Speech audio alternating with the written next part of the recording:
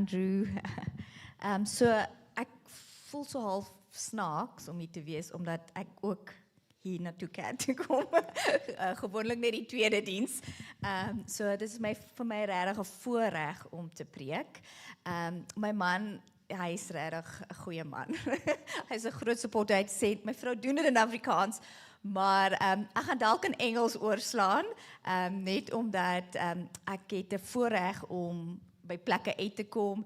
Ek was in Desember in Klokkelaan en ek het die hele week gepraat en natuurlik in Afrikaans, maar teen die laaste aand het ek 'n ouerskappraatjie gedoen en daar's 'n vrou wat sy het al goed bygeword wat ek aangebied het en sy sê vir my, sy stuur vir my boodskap na die tyd, sy sê vir my, joh, Odette, dit is vir my so lekker om net te sit as jy praat. Ek kyk net vir jou, selfs as ek nie mooi verstaan wat jy nou sê. So ek dink my Afrikaans was net 8. So ja, miskien as ek gemaklik raak, gaan ek hom net oorslaan in Afrikaans. My man sê ek praat mees Afrikaans as ek kwaad raak met die kinders. So ek is definitief nie kwaad en dit is nie my boodskap vandag. So as Abel my gevra om oor te praat, ek het onmiddellik opgewonde geraak, dus dit is wat ek doen. Ek is 'n life coach, maar ek werk meeste met ouers en oor ouerskap. En ek het nou met honderde mense al gesit en families. En so dit is iets wat diep in my hart is en iets wat my regtig alive maak. Maar vandag deel ek iets eintlik wat ek nie regtig of ooit gedeel met mense. So dit is 'n voorreg vir julle. Dis 'n lang storie, so ek gaan dit baie kort maak. Maar ek het regtig in my hart, ek glo dat jy praat eers oor iets as jy weet jy heeltemal gesond is. En ek kan sê ek is heeltemal baie lank gesond oor dit. En ja, so my hoop is dat jy kry iets van die Vader hart vandag en dit is iets dan wat in jou hart klop. So my tema is, ek het slides, my pa, so my father, a father and the father. En so, ek wil eers met iets begin. Ek wil vir jou vra, wie se man sal vir direksie stop? So, your husband... so, someone, ek wil regtig sien. So, jy sit langs jou man of jou pa, miskien was jy in die kar en hy het gestop vir direksies, hy het gestop en gevra. Of nie? Of weet hy nie? So ja, dit is iets, ek is nou, in Desember sal ek 20 jaar getroud wees, maar dit is definitief 'n oomblik waar ek elke keer net stil bly in die kar. Nie omdat my man kwaai oor dit is, maar omdat hy wil dit self uitfigure.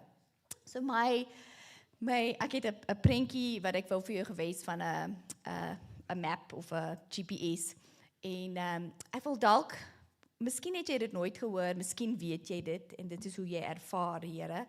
Maar ons praat baie keer oor we're going to heaven. Our destination is heaven. And that is the place. Maar what if I said to you that our destination is a father? It's a person. It's a relationship. It's not a place. Okay, ek dink jy kan na die derde slide toe gaan en dit is hoekom ek dit sê. In John, Jesus said, "And if I go and prepare a place for you, I will come again and I will take you to myself, that where I am, you may be also." And then in John 14:28, he says to his disciples, "You heard me say to you, I'm going away and I will come to you. If you loved me, you would have rejoiced, because I am going to the Father, for the Father is greater than I." So we are going to a Father, and that should change our picture of what we do on earth, because it is an amazing privilege. A father is an amazing privilege. Oh my word, I hope I don't cry today. So I want to show you, so you can go back to the stats. One of the organizations that I've been involved with is The World Needs a Father, a wonderful organization, and obviously I would be attracted to that because it's about parenting and it's really about helping people. And these stats are South African stats. So it says 63% of suicides come from fatherless homes. So people who commit suicide have no fathers in the home. 80% of rapists are motivated by displaced anger, come from fatherless homes. 80%. 70% of juveniles in state-operated institutions come from fatherless homes. 40% of all children who do not live with their biological fathers. So that isn't in difficult situations, it's just mainly out of divorce. 85% of children with behavioral problems come from fatherless homes, behavioral problems. 90% of homeless children come from fatherless homes, and 71% of children who do not finish school come from fatherless homes. South Africa is amongst the highest, I think we're in the top 3 fatherless nations. And so that should be a call to people, to fathers, and mothers also have a role, a very big role. So I want to share something of my story because it is a common story. It's a hard story, and maybe sitting here in your demographic, you don't know of people like this, but your children will go to school with children who are sitting in these situations. You will have influence, and if your eyes are open, you will see children sitting in these situations. So I want to share 3 pictures. I don't think I've ever even shared it with my husband, of my early years, so that's 0 to 6 years, of a father. My first picture is sitting in a bar, 3 years old, in Hillbrow, sitting next to a man. And when I picture this person, he has no face.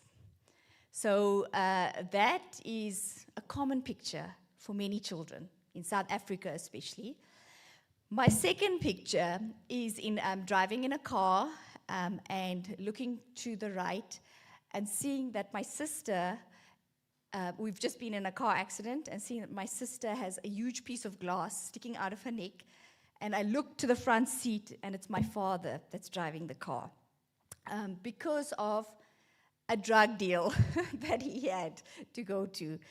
And so that is a heavy picture for any child, but especially a young child. And then my third picture is we grew up in Hillbrow. It's, like I said, a long story. I'm not going to take you through all the details, but amazing redemptive story, and God is in our stories. But my third picture is from my twin sister. I have an identical twin sister, and this is more of her side of the story. So we were playing in a park, and she looked up, and she saw a man holding my hand and walking away with me. And she said she looked to her side, and she saw a picture of a man saying, "Where is your," or asking her, "Where is your sister?" She looked up and she started naturally screaming, "Your sister's being taken away." And so those were my picture of a father. Absent, dangerous, not anything that a father should be. But the story is great. A few years later, my mom, she worked hard. She had 3 daughters, and she met a wonderful man. She met a man in Hillbrow, in a church, and this is my father. So the slide before this is the script. One of the first scriptures he taught me. He said in 1 John 4:4, it says, "Greater is he who is in me than he who is in the world."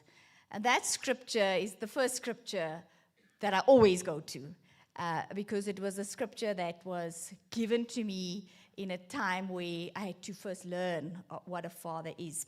So you can go to that picture. So my father is a father, and I say that he's my father, and I call him Dad, but he is not a biological father. He never had children of his own. He married my mom, he adopted 3 daughters, and he stood in that role in all its fullness. An amazing story, but I want to share a different picture of what it is to be a father. My parents, they just had an amazing story of how God brings grace, he redeems, and so for a few years we lived on in Hillbrow. And my dad he was radically saved out of Hinduism. So it was life-changing, because also in a drug world, in gangsterism, all of that type of thing. So when he left Durban, he went into Johannesburg, and God transformed his life in a way that you are changed forever.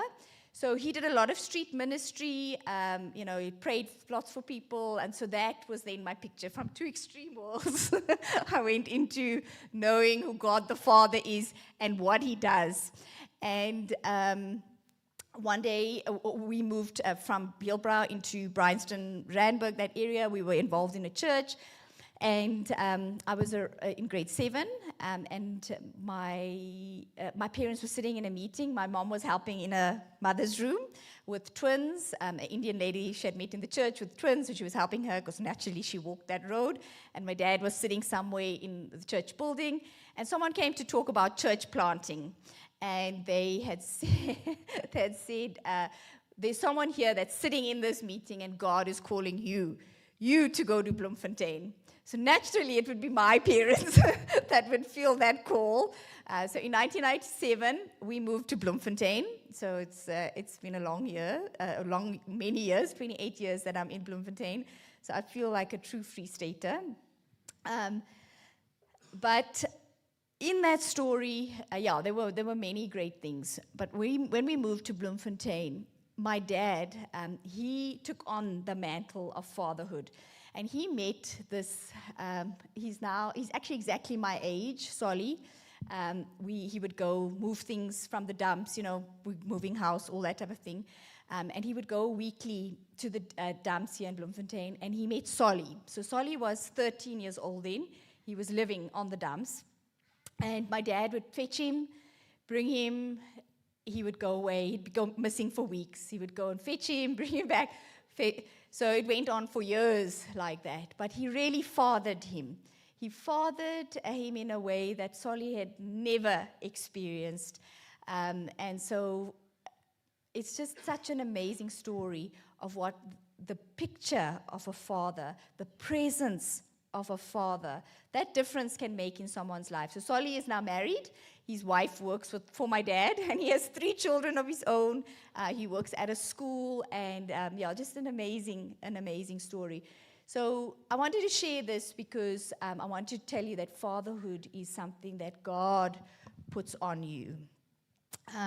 He calls us to walk in that. And in Luke 1:17 it says, "And he shall go before him in the spirit and power of Elijah, to turn the hearts of the fathers to the children, and the disobedient to the wisdom of the just, to make ready a people prepared for the Lord."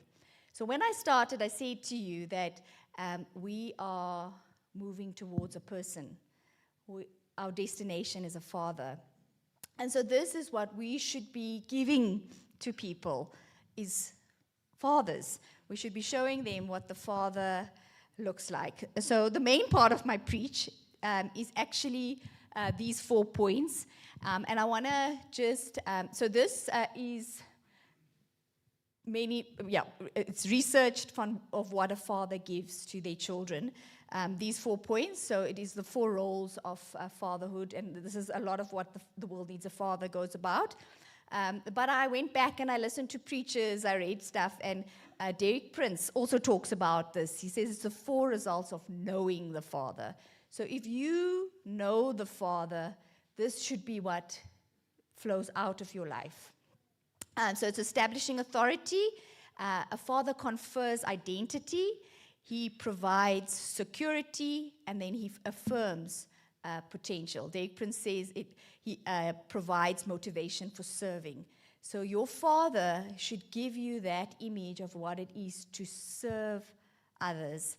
And I'll share a bit later, but in my story, who my father is who I am.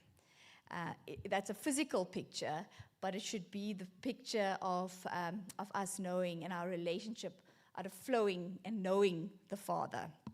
Okay, so you can change to the next slide, thank you. So establishing authority is about knowing the authority that we are under.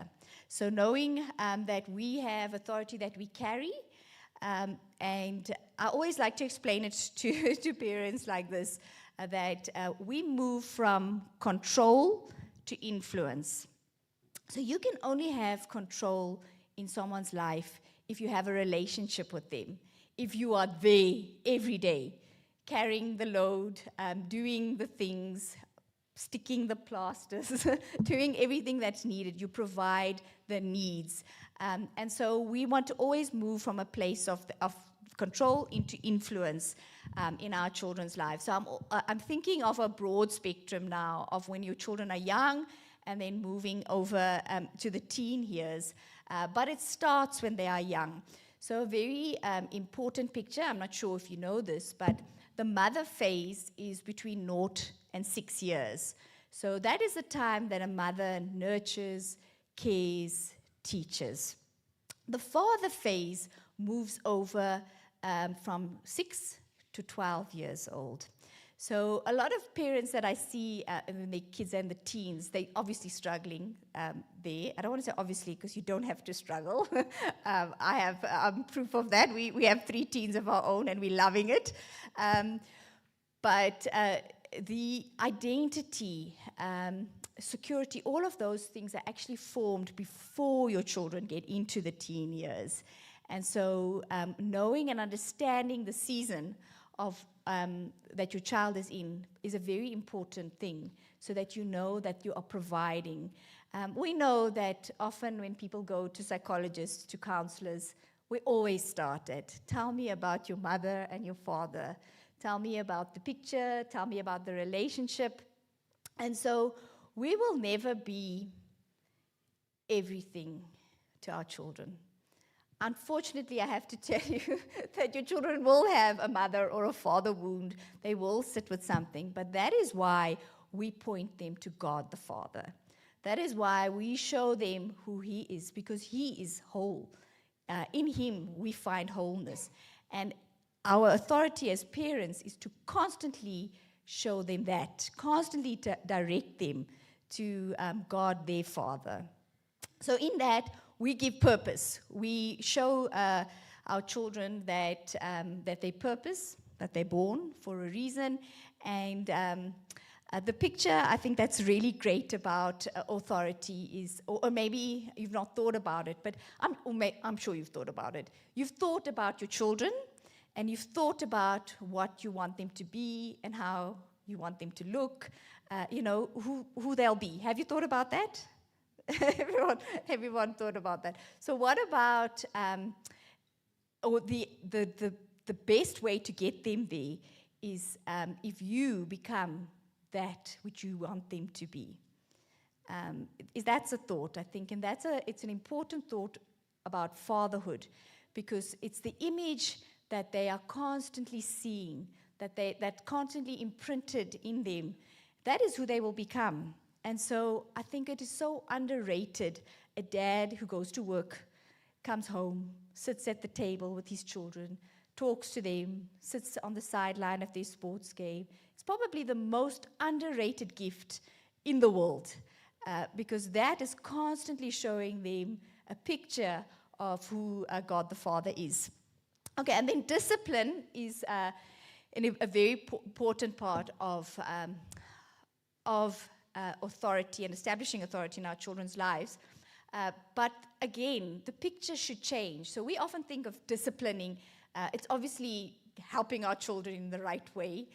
But what if we think about discipline as discipleship? So discipline comes from the word disciple. So I follow Jesus, or walk with me as I walk with God.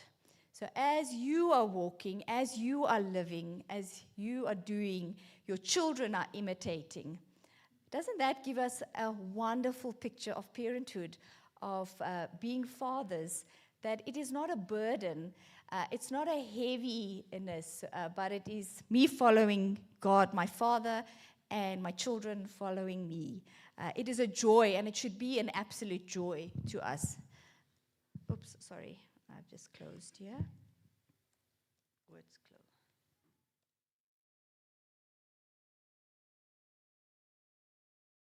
Okay, so nobody has spiritual authority like a parent does. It is, again, like I said, the mantle. There's a wonderful book that I often recommend to parents, Praying Circles Around Your Children. We carry a spiritual authority, and especially a father, that can protect anything, because it, again, is what God gives us.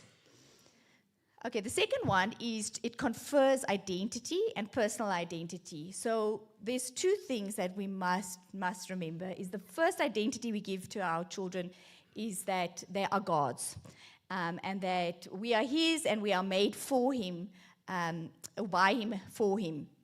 And so that is a wonderful picture that your children can always hold on to. So whether you are there or not, everything else flows out of that. So the second secondary purpose or identity is then who God has made them and what He has made them for. And this is where I really come alive, because I love helping people discover that and see that what God has placed in you is with purpose, and it's for Him, and how can you live that out every day. So once those things are established, then the rest of the issues that our children are facing today, identity confusion, role confusion, is not an issue for us. So I think if we look at where the world is sitting with these issues, and there are real issues, they may not be close to you. I have a few situations of people I know whose kids are really struggling with this, but it's because the primary identity and the secondary identity has not been established firmly by the father. And so we can water it down, we can color it in, but ultimately identity is the picture you receive of who you are from God. And that is where fathers play the biggest and the most important role. Okay, values are just a wonderful, a wonderful place to start. So we've, I think, had a discussion now. We've got 3 teens, like I said, they're 16, 14, and our son's almost 12. And so for the last year, we've been talking about values, because I teach people this, but I also really believe that our values are what keep us on course. They are what direct us. They are what show us where to go and how to do it. And it takes out all the difficult situations in the teen years. So here's a good tip for you. Your values, what you believe, so that's where you spend your time, your money, your energy. That is actually your values, not what you say they are. It's the things that you actually live out. And so we've been busy doing a family crest of our values. So when our children come with hard situations, in difficult times, we say, okay, let's look at our values. These are our 4 values. How do we filter this through our values? And so you make the decision, because your life is now ultimately your responsibility. We can guide you, but we guide you by showing you how to walk. And so those values have to be ours as well. So it's a very good and a very important exercise, and really it's a time where you will see your children seek their wisdom from God as well. My dad always said to us, he said to us, and I don't know if I've changed my perspective on this, but he said, show me your friends and I'll show you your future. So we were always a bit scared to show him our friends, because we felt like he's filtering something through. But so important. So while your kids are young, you have control in who they're playing with, who they have around them. But then as they move into influence, they make those decisions by themselves. So the best place that your children can be is in this community, is in a church community with people who have the same values, who have the same outlook on life, the same vision. And that is where you want your children to ultimately spend most of their time and find their best friends, because that will really help them again see other fathers, other examples, because we will not be everything to our children. Okay, and then our choices. So the best thing that we can do as fathers, I know mothers do a bit more of this, And so it's maybe something that fathers need to grow into. But as mothers, we help this. So our choices, the choices that we make always start with thoughts. And this diagram changed my life when I realized that everything I say is forming thoughts in my children's head. Everything that I say is forming thoughts in someone else's head. So I can influence people by having strong thoughts and actually thinking about things. So our thoughts influence our choices, the choices that we make every day. And our choices influence our actions, and our actions influence our habits, and our habits form our character, and our character lead us to maturity.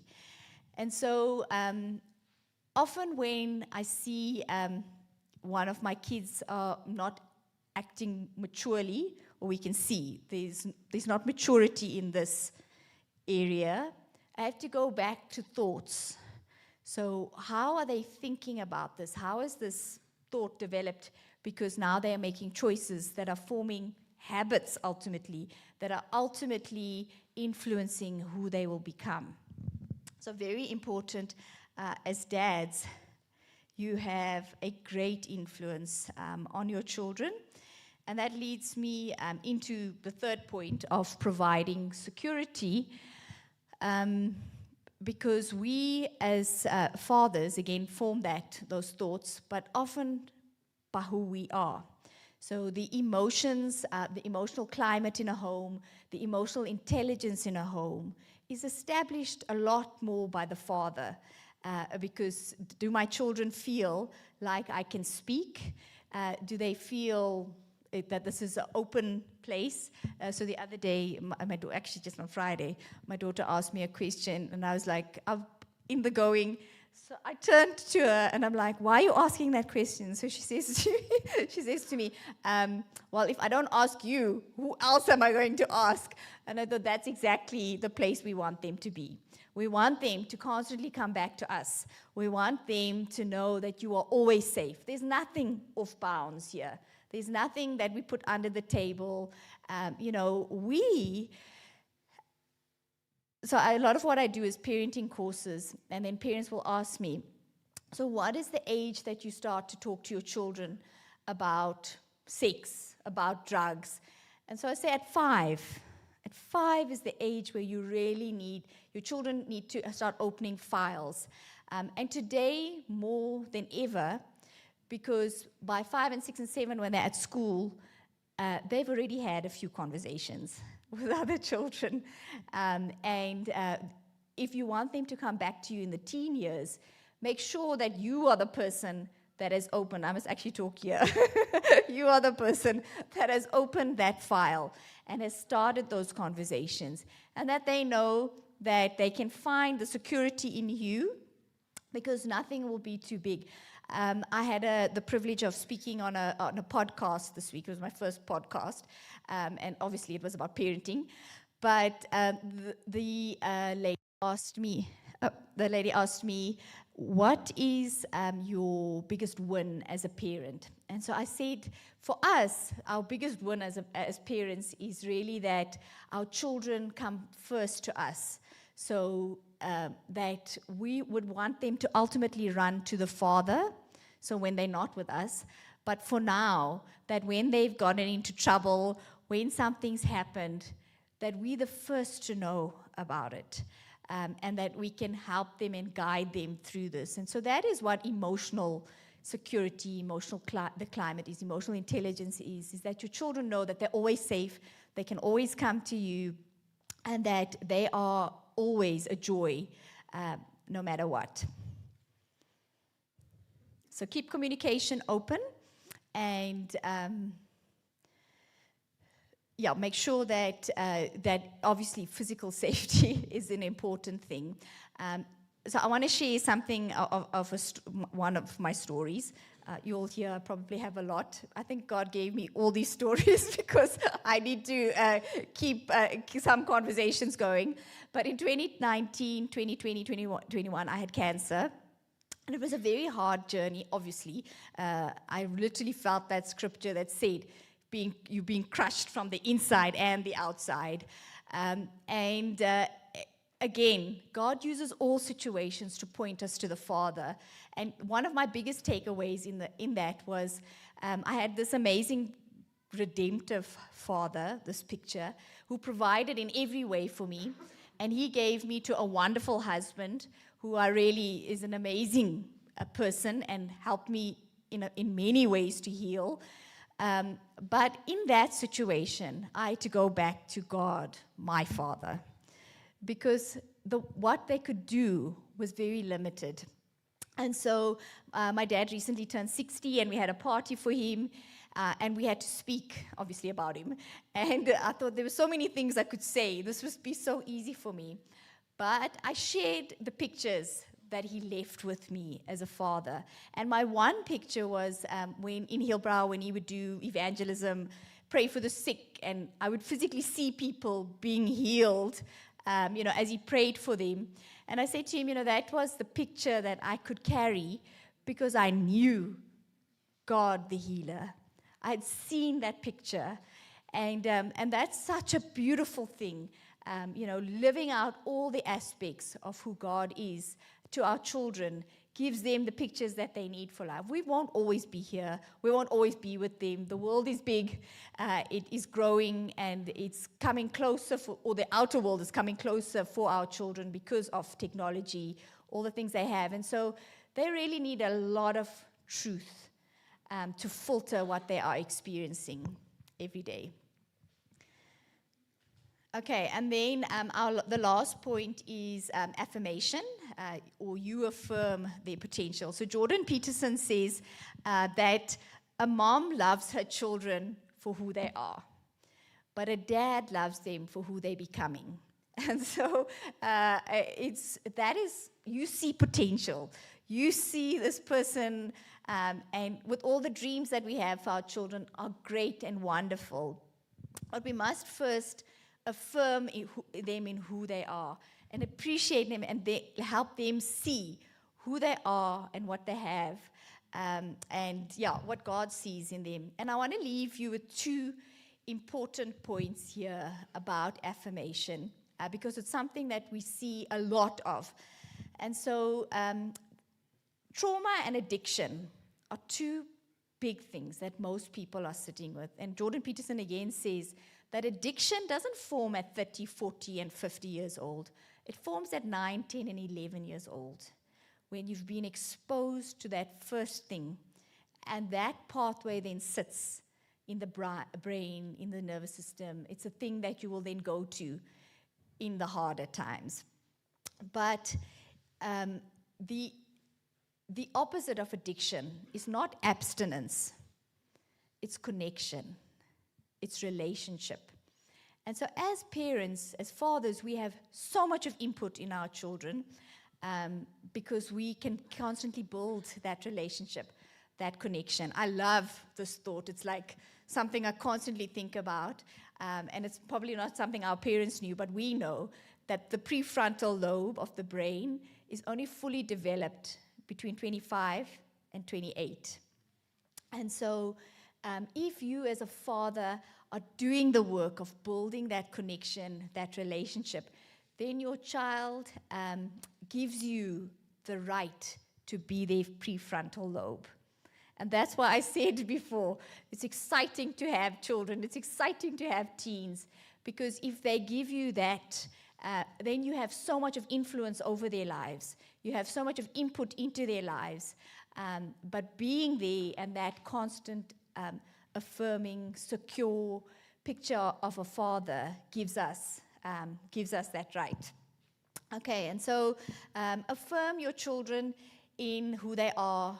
So I have to tell, my kids said, please don't talk about us. I said, okay, I won't, but it's hard not to. My husband sits at the head of our table. I'm not very good with left and right, on one side of him. My older daughter sits next to me, and then my son sits across from me, and my second daughter sits across from my older daughter, so we're the five of us. And recently, our second daughter said to us, when was the last time you looked into my sister's eyes? So that, well, that's kind of what I teach people to do. I look into your eyes. But to be honest, life gets busy. Life gets rushed, and we sit together every evening. It's a non-negotiable for us because there's so much that happens around the table. But my daughter's always sitting to the side of me, so it's not easy to look into her eyes. And the second daughter said to us, she said, look into her eyes. She's lost her joy. And I just thought, wow, well, that says something.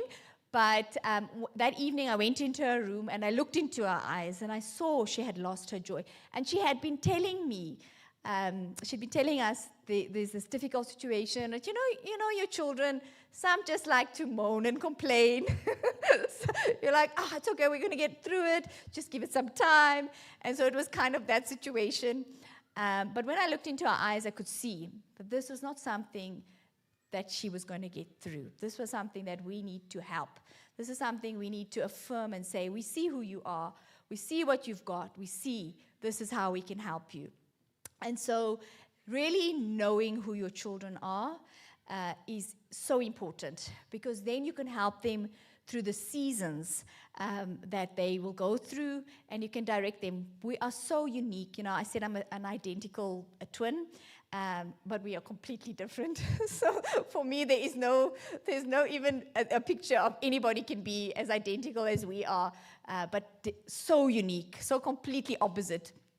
And so really getting that and understanding the wiring, the bend, the Bible talks, of your children is important, so that you can direct them in the way they can go. You will know where the areas that are coming, that they're going to struggle in. You will know how to direct them to the Father because of who they are. And so, my picture to really leave with you is remember that we want to give our children the picture of who God the Father is. And so moving them from where they are to that is a mantle that we carry as fathers. And not just to our biological children, but to children. So that's something that we really, are trying to make your home open to your children's friends. Because this might not be the situation in your home, but it will be in the children that your children are exposed to. And you can make a difference. So just to end, the picture I see of my dad is standing in heaven with many children behind him. And I know the three of us will be there. I know that our children will be there with lots of grace and prayer. But there are many, many children who did not have fathers that will also be there because of him. And that is a great picture to build your life around, to who will be standing behind you in heaven. And, we want to hear the words, well done, good and faithful servant. And I believe that is a very big picture of being a father and of bringing our children with us. Okay, thank you, Andrew.